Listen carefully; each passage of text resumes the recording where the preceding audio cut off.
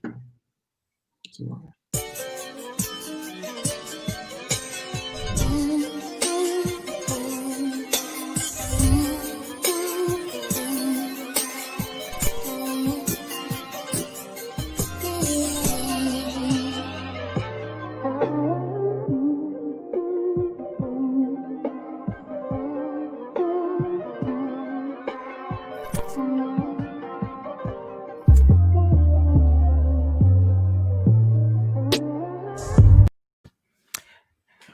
What's up, everybody? Welcome to this episode of Campus Cuts, where I get to speak to faculty, students, and staff, entrepreneurs, and athletes from all walks of life to be able to chop it up and give a valuable perspective of equity, diversity, and life.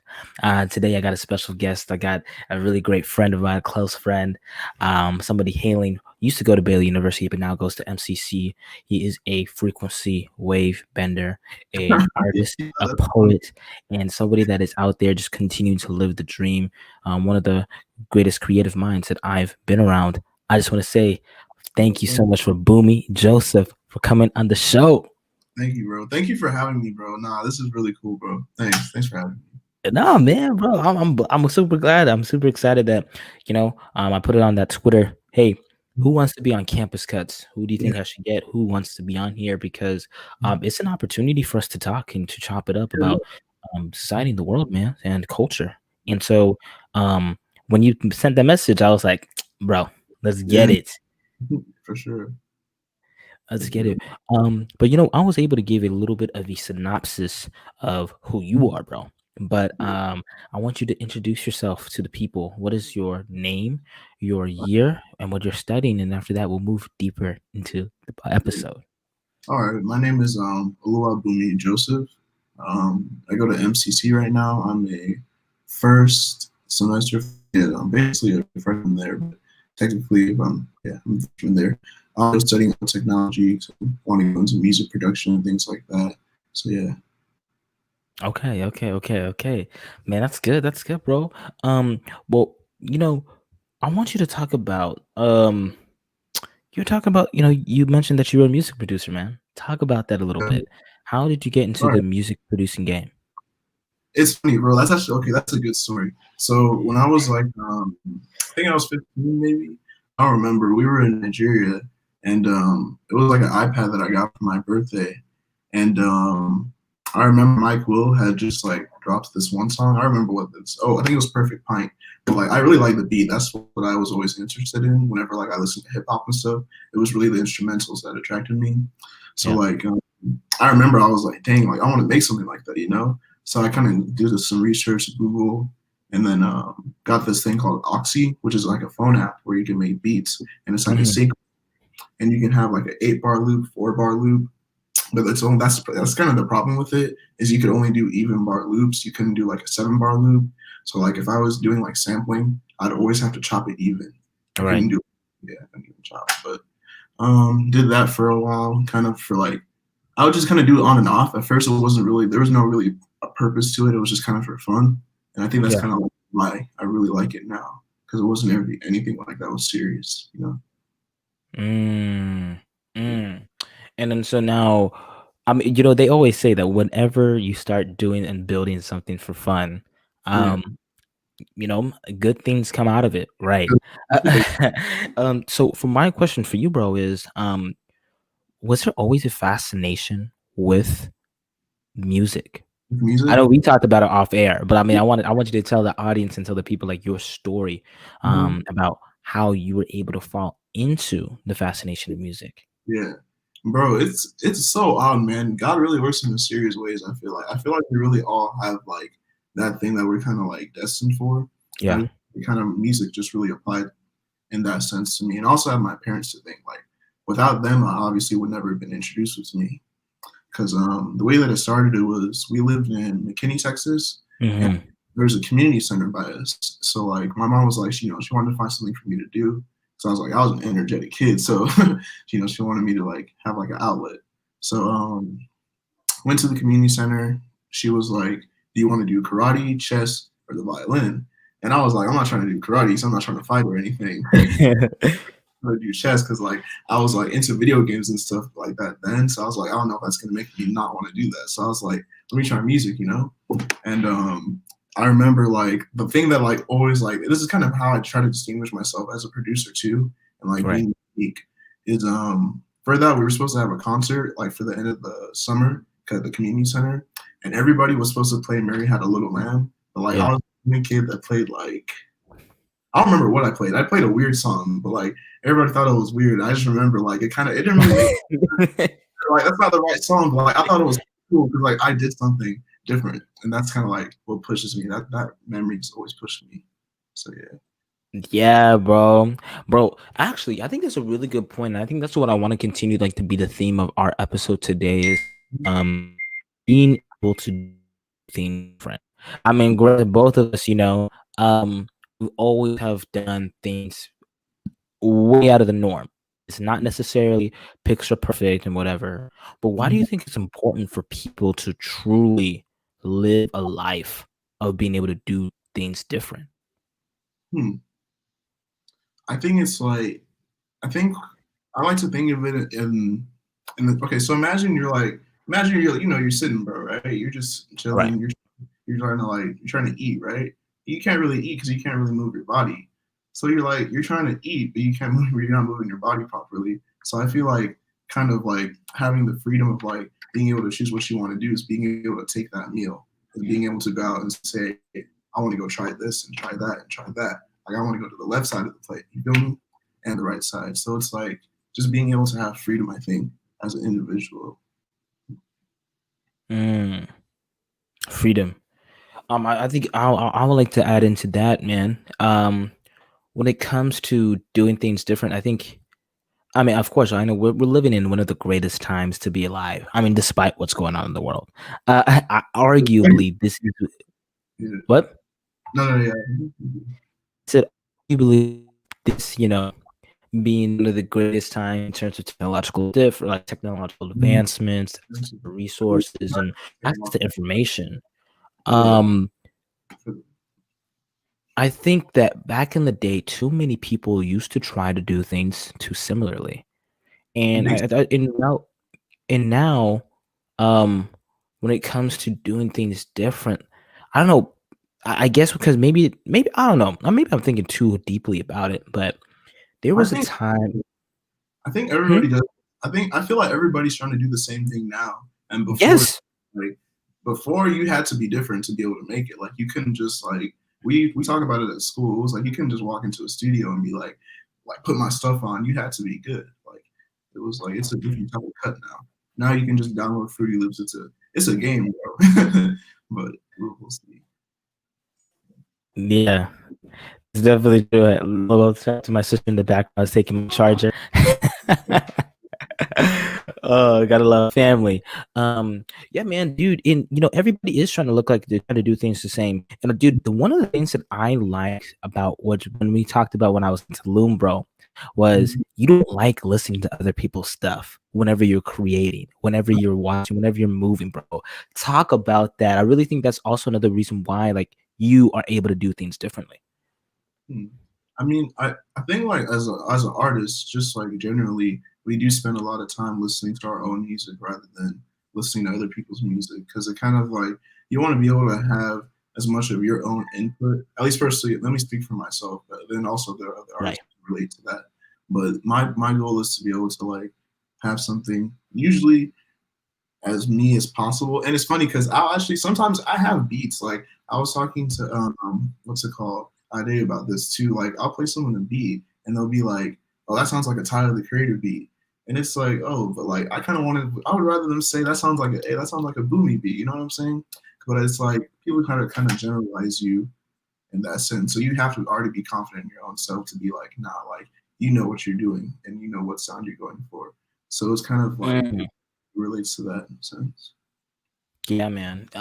Being able to own your own sound and being able to have like, I mean, bro. I mean, so now when it comes to that creativity, bro, I think you Mhm, really made a good point. Say like most people are trying, oh, that like too much of that generalization, like trying to mhm, put you on like in a different, like, okay, yeah, trying to make it similar, like, oh, of course, man, this, that, and the third. And bro, I don't understand how that's just a different way of thinking. Like, well, not a different way of thinking, but like you're so confident in saying, "Oh yeah, this is a Boomy beat." How Mhm. were you able to get to that level, or how are you able to continue to work on yourself in order to Mhm. continue to obtain that level? Like, I'm not. I mean, yeah, I'm inspired by them, but this is my beat. Oh yeah, bro. It's funny. It's a lot of things that actually kind of led to that. I didn't always have that type of mentality. Living in Mm, Nigeria, like it really toughened like mentally because I feel like it there it's more like it isn't as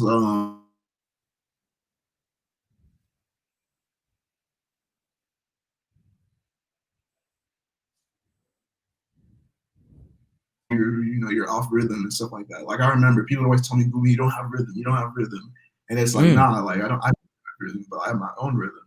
So it's like I don't know. Eventually, it's like you just kind of like you just get used to it, bro. I feel like that's something that just kind of comes with like life. You got to own your what you have. Yeah. Hmm. You gotta own what you have, man.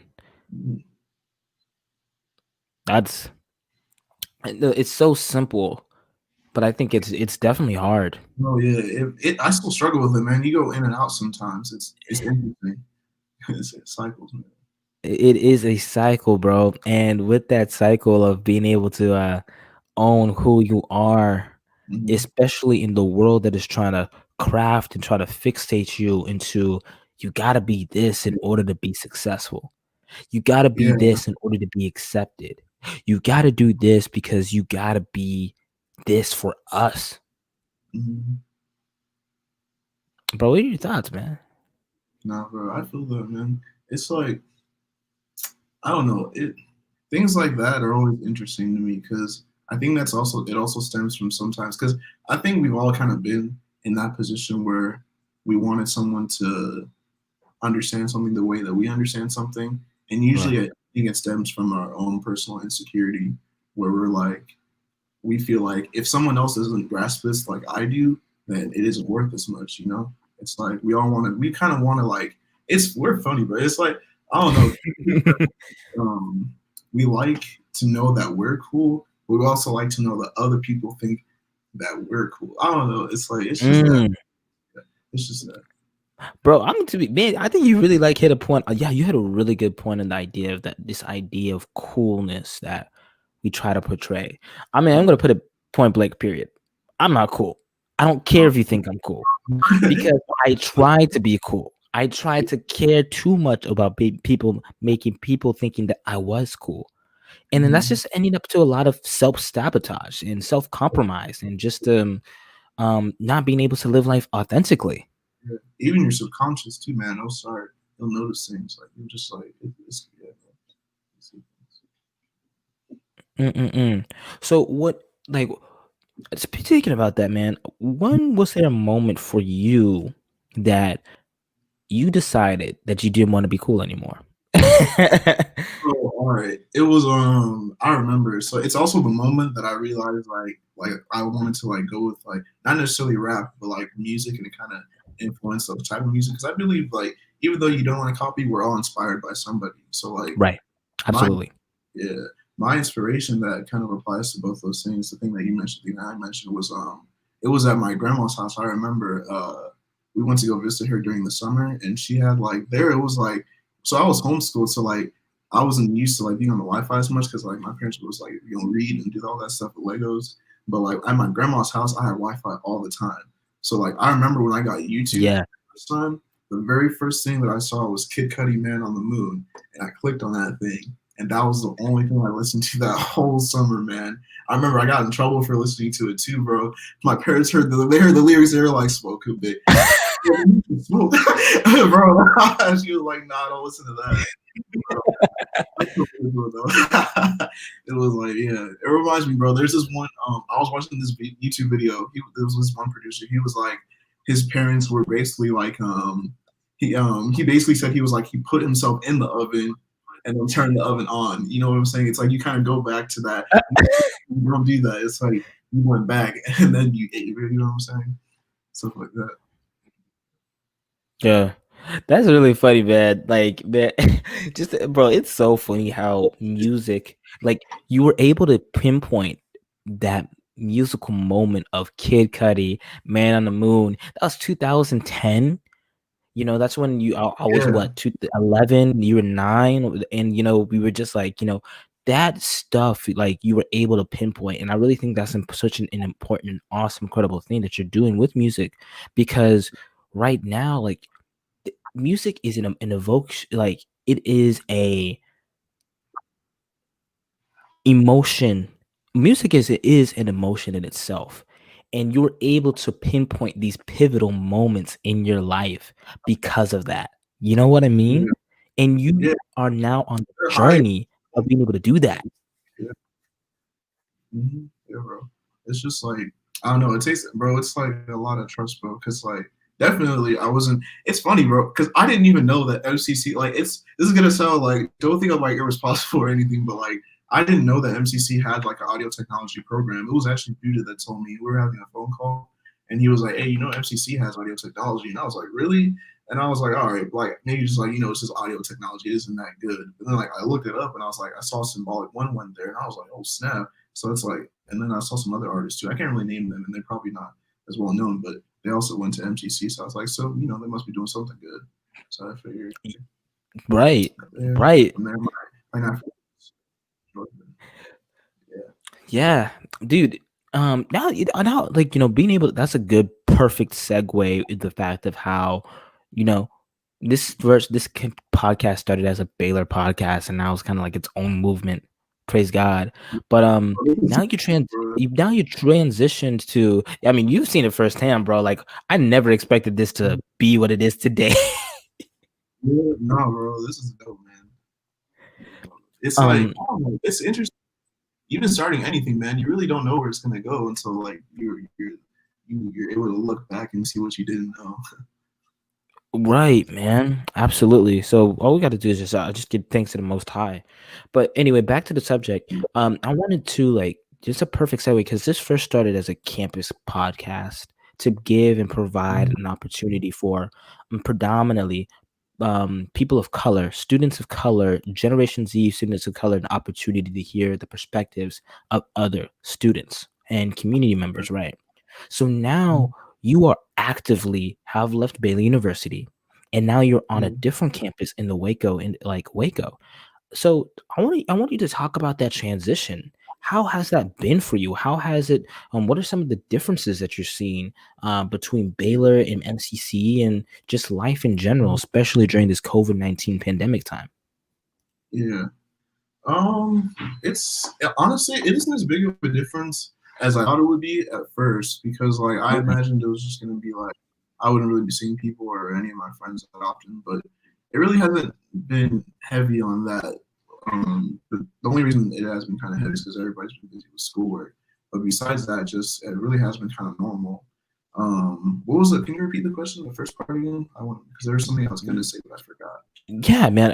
I was asking about how the difference between Baylor and The train. MCC transition. Yeah, Yeah, and yeah. then I now, was like, especially. Mhm. yeah. No, yeah, I remember what I was gonna say. It was I still get involved with Baylor sometimes. Like right now, I'm practicing to do like a quartet, a triad with two other Baylor students. For I don't remember what the name of the event is, which I can't remember for the life of me remember, but it's supposed to be like next week on the 6th or the 7th. Yeah, so I still get involved with like events there. So it really hasn't been like a like I don't go to Baylor, but like I still kind of like I still live in the same apartment too. So it's like there wasn't Right. really else I was gonna. Yeah. Yeah, absolutely. Absolutely. And that's good. That's good, because I think it's so funny though how most of Yeah. us, whenever whenever we're on campus or anything of that nature, right? I think anybody that goes to a bigger institution kind of looks down at a Mhm. community college. And now Yeah. you're at a community college. How has that been for you? No, I'm not gonna lie because I used to definitely look down on it too, especially like I mean, bro, she used to talk to my, I feel like she used to threaten me with community college at a point. Like she would be like, if you don't do good, you're gonna go to community college. And now it's like, bro, it's like that's where I'm at. But that's how life is sometimes, bro. We'll see. But what's it called? It's not as if I even see it as something negative though. I think a lot of people perceive it as something negative because it's not what the majority does. And also, Right. I feel like the rates in community college, a lot of people usually don't go to college after, but that's not the point. But it's just the way that society views a lot of things. If you're not everybody's doing it, then why are you doing it, bro? you know? Yeah, absolutely. Absolutely. That's so true, bro. And now I think it's so funny in how you said that you had the paradigm shift. I used to look down at community college. And because you went to a big name. Like, bro, like Baylor's a pretty decent popular name. Not gonna cap.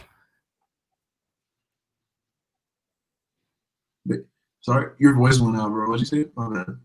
No, you froze. I'm saying like Baylor used to be a big name. Like Baylor's a big name. Yeah, And then you go from there just to community really. college. Yeah, bro. It's like, man, but like, nah. I don't know. I don't. The thing is, bro, I'm not gonna lie to you. I guess I should, bro. I don't care about school, bro. I'm gonna be real. I see it as like an instant, bro. I'm basically. It's like my goal right now. Okay, like is one obviously to go through with this. The main idea or main goal this summer internship. Learn from someone that's in the industry. Probably I want to either go through like. I was applying to some stuff today. I sent you can actually it's pretty cool. Just like hey, just like for any other producers who haven't watched this, you can like go on Def Jam, you can go on Global Records, and they have like places where you can like sign up for internships. They have them in London, China, Tennessee. Like there's a lot of stuff. Like these are legitimate jobs. So it's like really look out for stuff like that. But Yeah. what's it called? So I'm kind of looking at those. Um, just yeah, that's really it. But I'm not gonna lie, MTC is very nice. Like it's not really even like normal school. I was just talking to my friend. I was like, it's really like the Karate Kid because like for like 3 weeks, what he would do is he was like, all right, I want you to take a MIDI track, which is just like a instrumental, just like a one like let's say you have a violin, that's one MIDI, and then you would like take a drum, and he'd be like, okay, do that 1 week, and then next week he'd be like, okay, do it again, but this time add this, and then next week Mm, this time add this. Like at first it mm. was like a drag. It's weird, bro. I'm not gonna lie. Like somehow his method of teaching, we've been learning so much, dude. It's like it's weird because like he also incorporates other things. So we also have like a lab. It's a long lab. It's like a 3-hour lab on Thursdays where we kind of just talk and we kind of go over some audio stuff. And what's it called? But yeah, Yeah, man. That's good. And I really love how everything starts with the basics. Life bro. is That's the all thing. about the basics. Yeah, it really is, bro. I mean, in any science, you learn about the cell atoms. That's the first thing you learn about because it's what builds things. It's frequencies builds but it's all pieces. Yeah, man. And dude, and bro, I think that's perfect. And because, it's so funny how both of us, come from science backgrounds, right? Whenever we started institutions, right? And Yeah. now we Mhm. go from science to now more of an artistic field, which is in a science in itself. And I had a great conversation with a friend of mine, Tori, who was on Campus Cuts season 2. Check that episode out if you can. But we and her, we had a conversation about the idea of how everything's connected, and the world will Bro, try so hard to try to put things not connected, try to push them like, oh, they're complete opposites. You can't do left brain, right brain stuff. That's too confusing. But in actuality, everything is connected. yeah, no, it's interesting, bro. That's something I feel like I really started to notice actually during COVID because I wasn't like necessarily by myself for a while, but I started working a lot more. So I was kind of in my apartment more, and none of my roommates were around.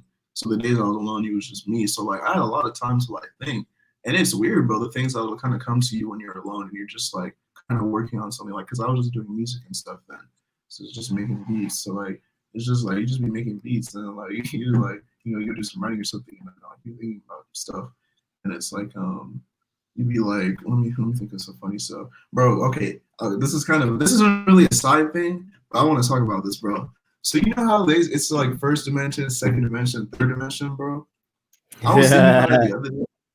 How are they gonna say that something second dimensional is like anything that like how it's like first dimension they say it's I'm probably I don't want I'm probably gonna get this wrong, but it's like it's not it's you can just see it, but then like second dimension it's like what is it? So like a line or something, and third dimension is 3D pops out. But if you think about it, anything that you can see, isn't it like there? Like it's something you just it's probably just so small you can't actually like to us it's just to the naked eye. It's not anything that's perceivable unless you like it's like colorful or something, but like it's still there. Like it's matter. You feel me? Because matter is Right. anything, right? Like, bro, what is that, bro? I really don't think it doesn't make sense how they divide it like that. You feel me? Yes, I absolutely do feel you understand where exactly that you're coming from because and we had this conversation, bro. Like I really think that if people weren't able to listen to the conversation that we had a couple months ago, people were like, who are these crazy guys? What are they even talking about? But again, people's levels of consciousness are rising. You're working with Ade, who happens to be a very spiritual, very conscious like beat maker, and we're now seeing that more coming into the mainstream nowadays because you call it the people waking up or people being intellectually more curious about things what's actually It's because you even see it is it with alternate dimensions. like Little Baby had that one song that he did with that's kind of really what that song that got I didn't really like Little Baby at first until he did that song, and I was like he really did would try to have like a message specifically in it.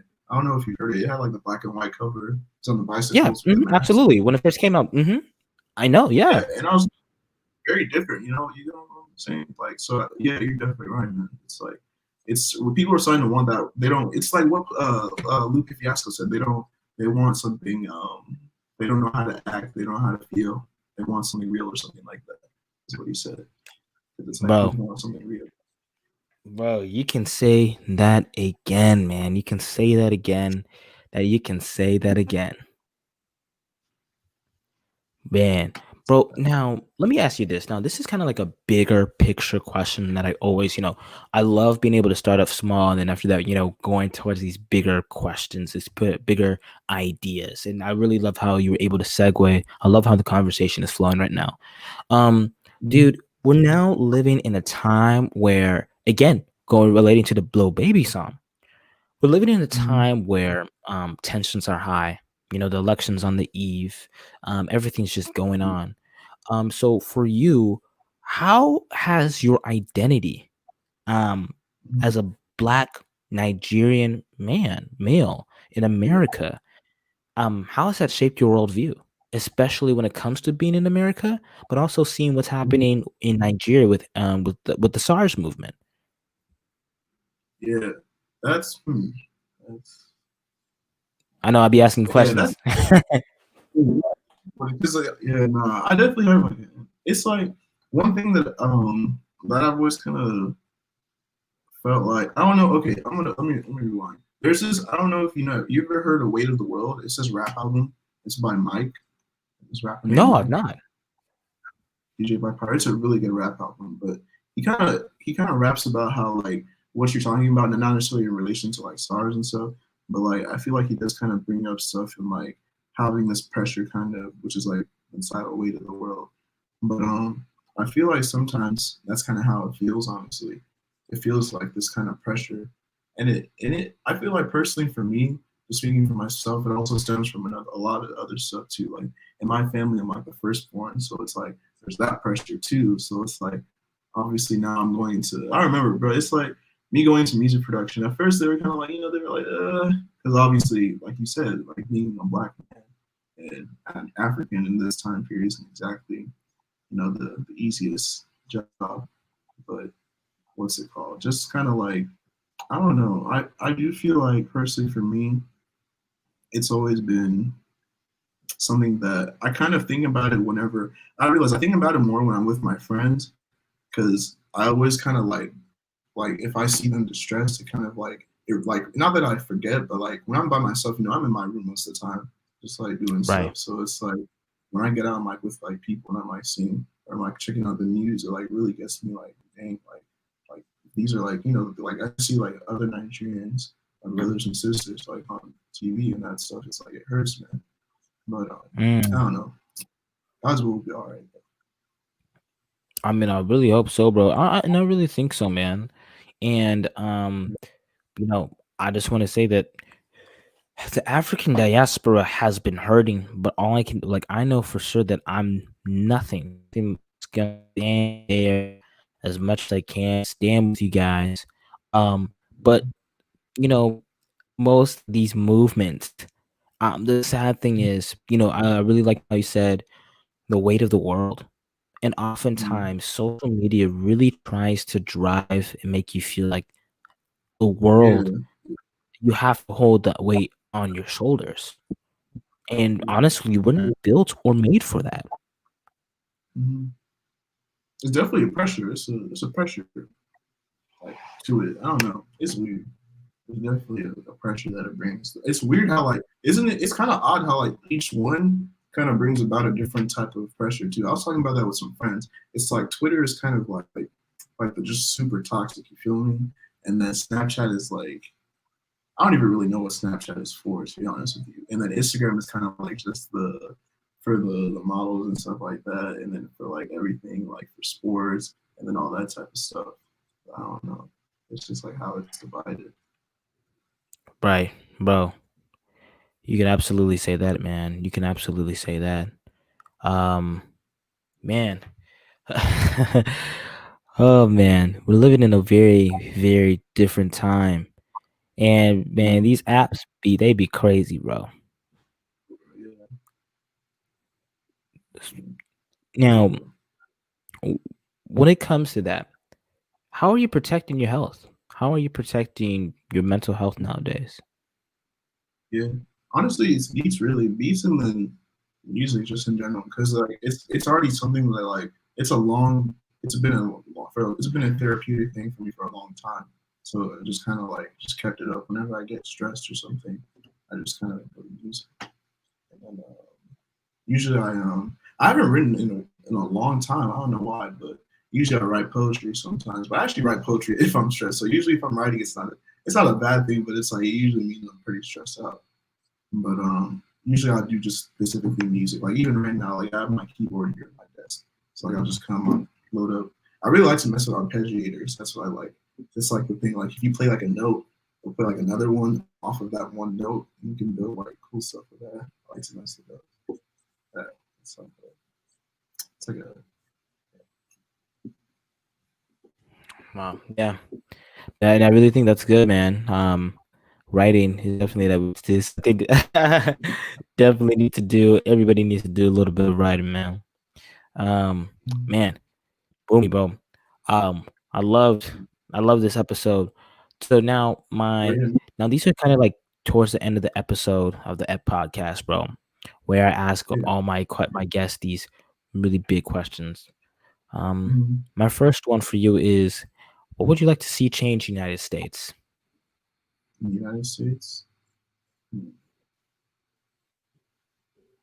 that's deep. I gotta think about that because there's like I feel like it's like I don't know. There's a lot, man, that you want to see change. One thing I always think about, like, not to, I'm still gonna like answer, but like one thing I always think about whenever I think about what I want to change is like, how are we gonna change it? Because like it's one thing, knowing is half the battle. It's like I can be like, yeah, I want this app, I want this app, I want this app. You feel me? But it's like, how do we really make that happen? But it's like I'm not doing anything, and it's like I don't know. I always wonder about that. But one thing I do want to see change is obviously see I want to be like reduction in police brutality, but like how's that gonna happen? Like abolish the police and they're gone. That's all right. I don't know, man. It's interesting. There's a lot of takes to that. I feel because it's like specifically there are a lot of ways that I feel like we should be helped. In fact, the most important thing, and that actually kind of connects to what I want to eventually do, is like I think we need more programs for kids in schools, specifically like music Mhm. programs, arts, because that's what really like it. Like that's a bro. I feel like actually no. I think a lot of people do understand that music does free you in a certain sense. So like if you're Right. giving a child the ability to think freely, man, that really will serve them in the long run. So I feel like that's a necessary thing that we need in more Black communities, especially. Right. And that's really like actually just yeah, that's my main like I'm not saying there aren't other things, but that's definitely my main thought. Yeah. Yeah, that's good, man. And I really, and I do agree with you in terms of that. That once we have more programmings dedicated to being able to help build and students' Mhm. skill sets and expression of themselves, that it will become better. Yeah. So No. that's Yeah. good, bro. Mhm. Now, my second to last question for you is Mhm. what what are three things that you would tell to your 17-year-old self?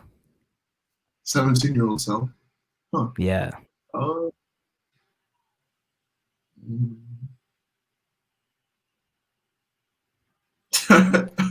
um, don't stress so much. I guess I don't know. I don't know. 17-year-old self. 17. Okay. Yeah, I was a freshman. I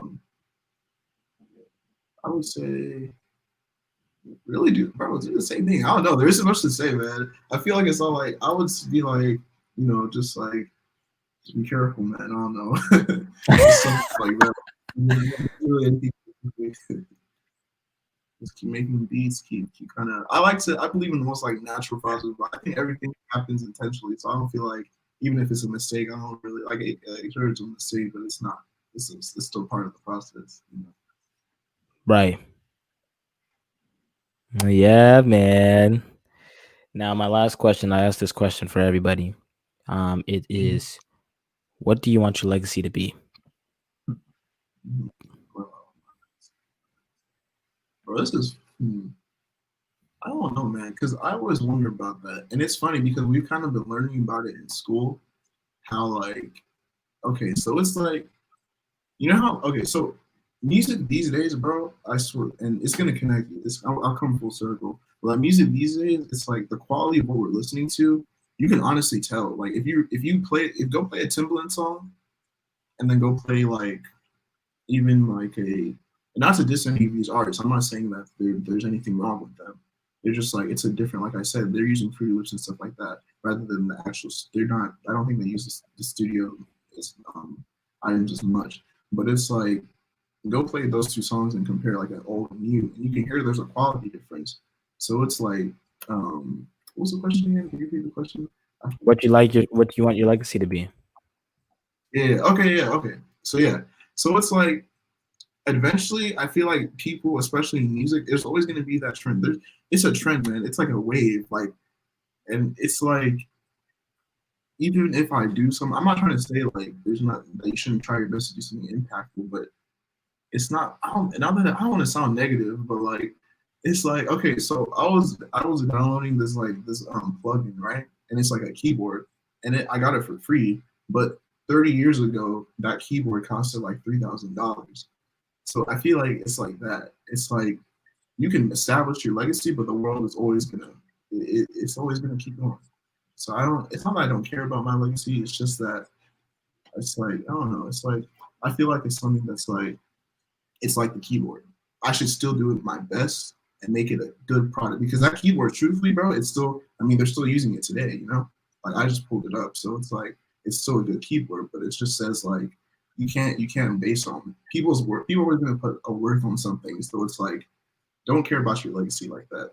To at least to people, but keep it for yourself. It's something I believe that should be more personal. If you're happy, then yeah. That's good, bro. That is amazing. Amazing. Well, man, this is how I end the show, the Speak Life section of the show, one of my favorite segments, where I just get to speak life over my guest.